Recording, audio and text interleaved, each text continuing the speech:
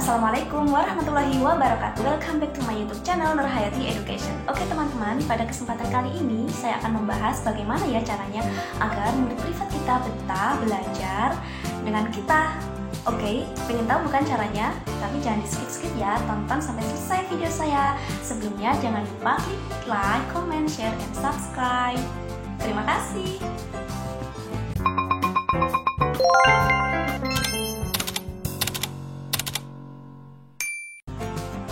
Oke teman-teman, bagaimana ya cara supaya murid privat kita itu betah dan nyaman belajar dengan kita? Jadi belajarnya itu bukan cuma sehari, 2 hari, atau sekali, 2 kali, atau mungkin cuma sebulan. Menurut pengalaman saya mengajar nih ya teman-teman, jadi beberapa murid saya, bahkan banyak murid saya itu yang belajar sama saya hampir paling lama itu hampir 6 tahun loh. Jadi dia itu belajar sama saya dari sejak dia TK sampai sekarang udah mau kelas 6 SD. Jadi udah hampir 6 tahun dan nyaman. Katanya sih nyaman belajar sama saya.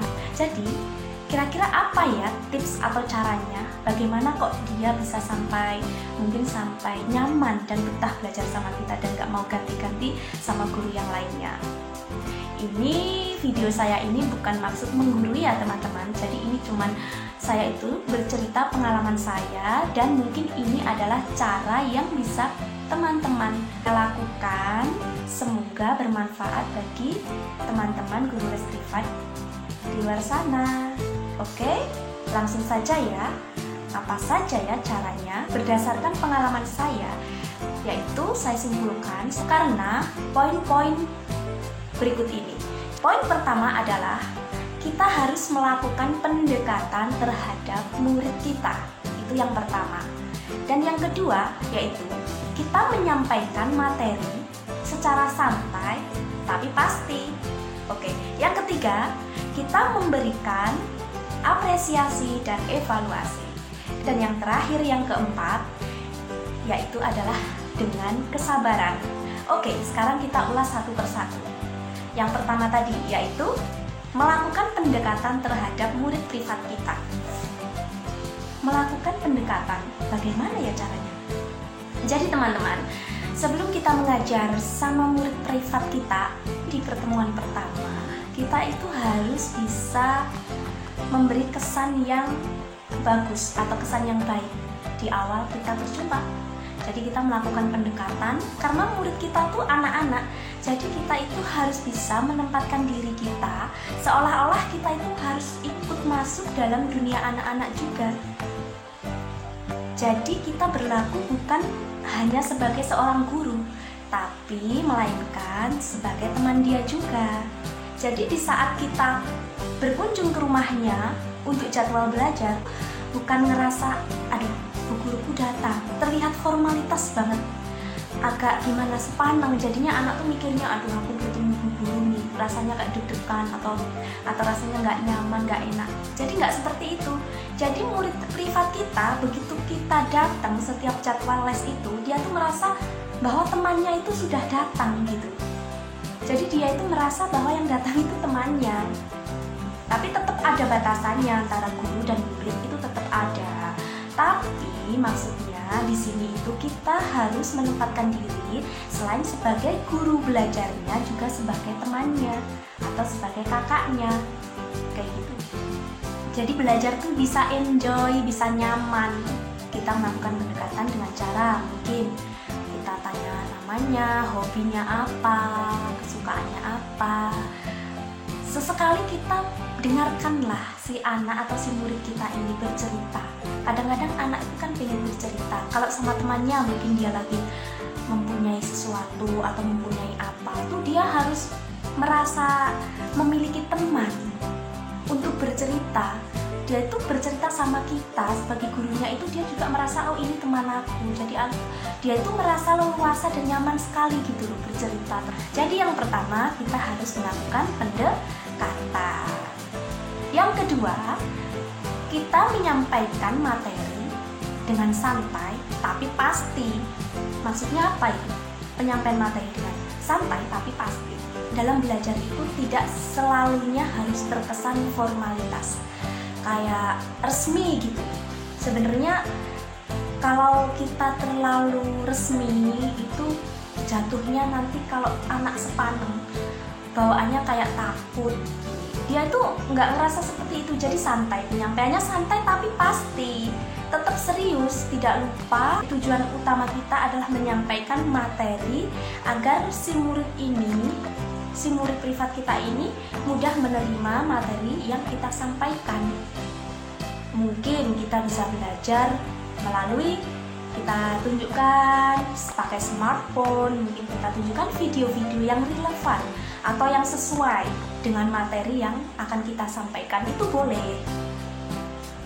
Jadi tidak selalunya harus pakai buku besar, modul yang besar-besar, itu tidak harus selalu begitu. Jadi kita itu harus kayak kreatif gitu loh. Materi yang kita sampaikan bisa tersampaikan dengan baik dan diterima oleh si murid privat kita. Oke, yang ketiga yaitu memberikan apresiasi dan juga evaluasi. Semua orang itu pasti suka kalau kita beri apresiasi atau pujian. Bukan cuma anak kecil ya, orang dewasa aja pasti suka. Jadi apalagi anak kecil. Jadi misalnya dia itu bisa mengerjakan, yang kemarin belum bisa, sekarang sudah bisa, boleh kita kasih apresiasi. Wah, kamu udah mulai bisa nih mengerjakannya. Besok lebih giat lagi belajarnya, kita belajar yang ini, mudah-mudahan bisa lagi. Atau kalaupun misalnya si murid privat kita itu belum menguasai, kita harus memberikan apresiasi juga supaya membangun dan menambah atau membuat dia lebih semangat lagi belajarnya. Misalnya, tidak apa-apa ya dek, mungkin hari ini ada beberapa materi yang belum kamu kuasain, tapi tetap semangat. Sudah ada perbaikan kok, sedikit demi sedikit, yang penting tetap semangat, pasti kamu bisa. Jadi apresiasi tetap, walaupun si murid sudah bisa atau belum, itu tetap harus.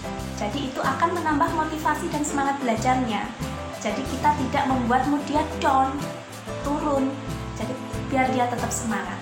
Dan evaluasi. Jadi setelah kita memberikan contoh, memberikan bimbingan, contohnya bagaimana, kasih kesempatan atau tetap ya namanya belajar, evaluasi itu penting. Jadi kita kasih soal biar dia kerjakan. Jadi nanti dia benar atau salahnya, udah menguasai atau belum, kan tolak ukurnya dilihat dari evaluasi itu. Bikin soal tertulis atau soal secara lisan itu juga boleh. Oke, itu adalah cara yang ketiga.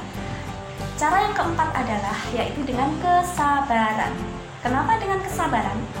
Saya yakin apapun yang kita lakukan, apapun usaha apapun, tidak terlepas dari kesabaran. Karena kesabaran itu adalah kunci dari segalanya. Apalagi kalau kita berhadapannya dengan anak kecil, sudah pasti harus mempunyai stok sabar yang banyak sekali. Namanya juga anak-anak. Kadang-kadang kalau kita dapat murid yang mungkin pinter, nurut, itu berarti udah menjadi bonus ya ke kita para guru private. Jadi kalau dapat murid yang kebetulan nurut, udah pinter, jadi kita tinggal mengarahkan saja atau menemani dia belajar, itu udah alhamdulillah udah enak. Tapi bagaimana jika kita itu mendapatkan murid yang semua anak itu sebenarnya pandai, cuman karakternya kan beda-beda. Nah, bagaimana jika kita mendapatkan murid yang mungkin ya namanya anak-anak tadi ya, mungkin agak bandel atau kurang nurut, atau mungkin cara menerima pelajarannya masih kurang. Itu kita harus tetap sabar. Tetap sabar dalam mengajari dia. Tetap kasih semangat. Mengajarinya dengan pelan-pelan, lebih detail lah, istilahnya lebih telaten. Kita harus lebih telaten memberikan bimbingan kepada si anak tersebut. Oke, jadi kesabaran itu adalah sangat penting. Oke, saya tambahin satu lagi ya. Tadi kan 4, tapi ini saya tambahin satu lagi ya teman-teman. Jadi yang kelima adalah kita sebagai guru privat pun harus setiap berdoa itu tidak hanya mendoakan untuk diri sendiri. Jadi kita harus mendoakan murid-murid kita. Jadi ilmu yang kita sampaikan ini mudah-mudahan bisa dengan mudah diterima oleh si murid-murid kita. kita, karena semua hanya bisa terjadi karena atas kehendak Allah Subhanahu wa Ta'ala. Jadi kita selalu rajin mendoakan juga agar ilmu yang kita sampaikan itu mudah diterima oleh si murid-murid kita. Itu cara yang terakhir. Oke teman-teman, saya rasa itu adalah tip atau cara yang bisa saya sharing kepada teman-teman sahabat guru les privat. Semuanya semoga bermanfaat. Jadi saya ulangi sekali lagi, cara bagaimana agar murid privat kita betah belajar dan nyaman dengan kita, caranya ada 5 ya, saya ralat karena tadi ada tambahan 1. Ada 5, yaitu 1, kita melakukan pendekatan kepada si murid privat kita. Dan yang kedua, penyampaian materi secara santai tetapi pasti. Yang ketiga, memberikan apresiasi dan juga evaluasi. Yang keempat, dengan penuh kesabaran. Dan yang kelima, kita sebagai guru privat harus mendoakan murid-murid kita agar ilmu yang kita sampaikan dapat dengan mudah diterima oleh murid-murid kita. Nah, itu yang bisa saya sampaikan teman-teman pada kesempatan kali ini. Semoga video saya ini bermanfaat. Oke, see you next time. Wassalamualaikum warahmatullahi wabarakatuh. Bye-bye.